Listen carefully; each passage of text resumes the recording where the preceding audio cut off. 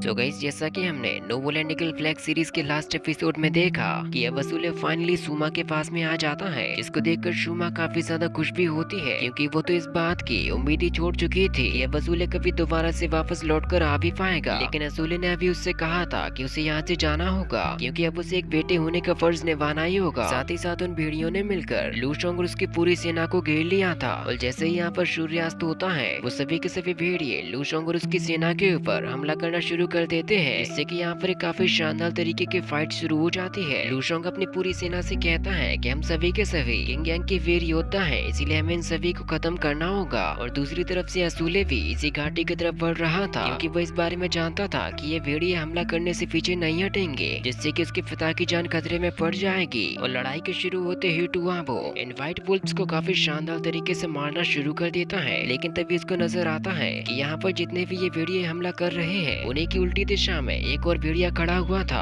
जो कि एक तरीके से उन सभी भेड़ियों का सेनापति था, जो कि उन्हें आदेश दे रहा था। इसीलिए टुआबो महाराजा से कहता है कि हमें इन सभी के सभी पिद्दियों को छोड़कर सबसे पहले इस बड़े वाले को पकड़ना चाहिए। महाराजा उससे कहते हैं कि मैं इस काली भेड़ियों के सरदार की जिम्मेदारी तुम्हारे ऊपर छोड़ता हूँ और मुझे उम्मीद है कि तुम जरूर से इसको खत्म भी कर पाओगे। साथ ही मैं भी इस काम में तुम्हारी पूरी मदद करूंगा। इसके बाद फिर महाराज के आदेश पर काफी सारे सिपाही ब्लैक वुल्फ्स की सेना के ऊपर टूट पड़ते हैं और उनके सामने जितने भी भेड़िए उन पर हमला करने के लिए आ रहे थे वो लोग मशालों के द्वारा उनमें आग लगा देते हैं। जिसके बाद फिर टुआबो सीधा उस ब्लैक किंग की तरफ बढ़ते जा रहा था और जैसे ही ब्लैक वुल्फ किंग को इस बारे में पता चलता है कि उसकी जान खतरे में है और उस पर वो हमला करने के लिए आ रहा है, तो फिर वो पहले से ही सतर्क हो जाता है और अपने कुछ साथियों के साथ में मिलकर उन लोगों के ऊपर हमला करने के लिए जाने लगता है और वो सीधा अटैक कर देता है टुआबो के ऊपर। लेकिन टुआबो ने काफी मजबूत आर्मर को पहना हुआ था, जिसकी वजह से वो वुल्फ से ज्यादा नुकसान नहीं पहुंचा पाता। और जैसे ही टुआबो को लगने लगता है कि अब ये कहीं पर भागकर नहीं जा पाएगा, तो वो तुरंत ही मौका पाते ही उस ब्लैक वुल्फ किंग के सीने में अपने खंजर को उतार देता है, जिससे कि उस काले भेड़ियों के सेनापति की मौत यहीं पर हो जाती है। इसके बाद अब हमें दूसरी तरफ से आते हुए असूले को भी दिखाया जाता है और अब वो फाइनली उस घाटी तक आ चुका था जहाँ पर ये सारी की सारी लड़ाई चल रही थी। और वो देखता है कि यहाँ पर भेड़ियों की संख्या बहुत ही ज्यादा मात्रा में है, लेकिन किंग यांग की सेना भी उसको बराबरी के साथ में टक्कर दे रही थी। साथ ही तभी हमें वहीं पर एक व्हाइट वुल्फ को भी दिखाया जाता है, जिसका साइज नॉर्मल वुल्फ से काफी ज्यादा बड़ा था। यानी कि एक तरीके से कहा जाए तो यही इन सभी व्हाइट वुल्फ्स का सरदार था, जो कि इस पूरी की पूरी लड़ाई के ऊपर पहले से ही नजर रखे हुए था। और उसको देखकर असूल अचानक से ही चौंक जाता है और वो जोर जोर से चिल्लाकर कहने लगता है कि अभी असली वुल्फ किंग तो जिंदा है, जिससे सभी लोगों को सतर्क रहना चाहिए। लेकिन टुआबो को तो यही लग रहा था कि उसने फाइनली इनके सरदार को खत्म कर दिया, जिससे कि वो काफी ज्यादा खुश हो जाता है और महाराज के आदेश पर जनरल टुआबो की जय जयकार शुरू हो जाती है कि सच में टुआबो एक काफी वीर योद्धा है, इसका मुकाबला एक भेड़ियों का सरदार भी नहीं कर सका। और ऐसा देखकर महाराजा अपनी पूरी सेना से कहता है अब इन भेड़ियों के पास में इनका कोई भी सरदार नहीं बचा, इसीलिए अब हम लोग मिलकर इन सभी को एक ही बार में खत्म कर सकते हैं। जिसके बाद फिर वो काफी तेजी के साथ में भेड़ियों की तरफ बढ़ना शुरू कर देते हैं। लेकिन अब इस चीज को देखकर व्हाइट वुल्फ किंग काफी ज्यादा गुस्से में आ चुका था, इसीलिए वो बहुत ही जोरों के साथ में भेड़ियों वाली आवाज लगाता है। इस चीज को सुनकर सभी भेड़िए और किंग यांग की सेना भी रुक जाती है और लूशोंग व्हाइट वुल्फ किंग को देखकर काफी ज्यादा हैरान हो जाता है और वो सोच में पड़ जाता है कि जब इन सभी का सरदार जिंदा है तो अभी उन्होंने किसको मारा था। यानी कि ये भेड़िए भी लड़ाई में इंसानी तरीकों को अपनाते हैं कि असली सरदार के बजाय नकली सरदार को जंग में उतार दिया गया। और वो व्हाइट वुल्फ किंग जैसे ही आवाज लगाता है वहाँ पर दोबारा से काफी ज्यादा मात्रा में वो भेड़िए आना शुरू हो जाते हैं, जिसको देखकर लूशोंग की भी सेना एकदम तैयार हो जाती है। साथ ही अब असूले भी इस लड़ाई में उतरने के लिए आ जाता है, लेकिन अब भेड़ियों की संख्या बढ़ने की वजह से उनकी ताकत भी बढ़ चुकी थी, इसीलिए वो काफी ज्यादा सेना को भी मार रहे थे। साथ ही साथ फर्स्ट फ्रेंड्स और सेकंड फ्रेंड्स दोनों भी अपनी पूरी कोशिश कर रहे थे, क्योंकि उन्हें पता था कि उन्हें किसी न किसी तरीके से उन्हें इस लड़ाई को जीतना ही होगा। और व्हाइट वुल्फ किंग जैसे ही देखता है कि अब उसकी पूरी सेना आ चुकी है तो उसने भी मन बना लिया था कि अब उसे भी इस लड़ाई में उतर जाना चाहिए। और उसका शरीर काफी ज्यादा बड़ा होने की वजह से उसके पास में ताकत भी काफी ज्यादा थी, जिससे कि वो शुरुआत में ही यहाँ पर काफी सारे सिपाहियों को मार गिराता है, यहाँ तक कि वो लोगों को चकमा देना भी काफी अच्छी तरीके से जानता है। इस चीज को देखकर लूशोंग का भी ध्यान उसकी तरफ आकर्षित हो चुका था, क्योंकि अब वुल्फ किंग धुंध में से निकलकर अचानक से ही सिपाहियों के ऊपर हमला करना शुरू कर देता है। और जब उसके ऊपर काफी धारदार भालों के साथ में हमला किया जाता है तो वो उस हमले को भी आसानी के साथ में काउंटर कर देता है। जो सिपाही उसके ऊपर हमला कर रहे थे वो उन्हीं के ऊपर टूट पड़ता है और ये मंजर इतना ज्यादा खतरनाक हो चुका था कि उसके सामने आने की हिम्मत कोई भी नहीं कर रहा था। और फिर तभी दूर लड़ाई कर रहा टुआबो इसको देखता है कि अभी तो व्हाइट वुल्फ किंग भी जिंदा है, जिसको उसे मारना होगा। टुआबो कहता है कि ये तो लेजेंडरी व्हाइट वुल्फ किंग है, जिसको काफी समय पहले देखा गया था और अब वुल्फ किंग का सीधा निशाना होता है महाराजा के ऊपर, लेकिन उससे पहले उसे लू शोंग के सामने खड़े हुए काफी सारे सिपाहियों का सामना करना पड़ेगा। लेकिन फिर भी वो हिम्मत करके और आवाज लगाते हुए सीधा किंग की तरफ बढ़ने लग जाता है। तो ऐसा देखकर टुआवो और दोनों प्रिंस भी किंग को बचाने के लिए उसकी तरफ बढ़ने लगते हैं। सेकंड प्रिंस कहता है कि हमें कुछ भी करके महाराजा को बचाना होगा, क्योंकि वुल्फ किंग भी अपने साथ में प्रोटेक्शन लेकर चल रहा था। तो फिर ऐसा देखकर काफी सारे सिपाही महाराजा को बचाने के लिए उसकी तरफ काफी तेजी के साथ में बढ़ते हैं। और जब लू शोंग समझ ही जाता है कि उसके ऊपर हमला होने वाला है, तो वो भी इस लड़ाई में पीछे नहीं हटने वाला था और वुल्फ किंग के अटैक करते ही लू शोंग उसके ऊपर अपनी स्वॉर्ड से हमला करता है। लेकिन इस एक बार से वुल्फ किंग को कुछ भी नहीं होता, बल्कि वो तो उस हमले से आसानी के साथ में बच के लू शोंग को ही वहाँ से उठाकर फेंक देता है और दोबारा से उसको मारने के लिए उसके आर्मर पर अटैक कर देता है, जिसकी वजह से अब लू शोंग भी काफी बुरी तरीके से इंजर्ड हो जाता है। साथ ही दूसरी तरफ से असूले भी काफी तेजी के साथ में चला आ रहा था